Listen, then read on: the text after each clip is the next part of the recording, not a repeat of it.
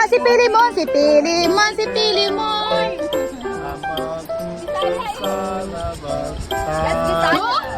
May konting salo-salo nga kami dito sa Kidding Beach. Gawa nga yung katrabaho ko ay may padispedidang ganap. Pag mga ganyang banding nga, ay bigla ko nakakalimutan na on diet ako. Naaalala ko lang talaga yung goal ko na yan sa mga panahong pecha de peligro, oo. Kaya tara, samahan nyo ko. Ako si Tin, ang makulit na vloggerista ng Taiwan. So after work nga ay dumiretso kagad kami dito sa Kidding Beach. Gawa ng sabi ng kaibigan ko ay dito daw yung venue ng kanyang despedida party. Nagluto nga siya dyan ng tilapia, so dahil late kami, isa na lang yung natira, oo. Tapos pakbet at saka sinigang na baboy. Kapag ganyan nga naman yung nasa harapan mo, ay shoot na B, makakalimutan mo yung body shape na goal mo. Habang kumakain nga kami, ay may lumapit sa aming Taiwanese. Grabe, gulat na gulat nga kami nung nilapitan kami niyan. Gawa ng isa siya sa nagtuturo ng surfing dito sa Taiwan. O diba?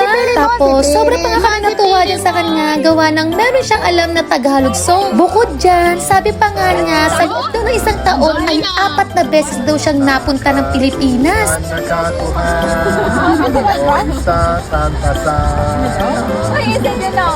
Bisaya, iya si Buano yan. No, I learned from YouTube. Because I love Philippines.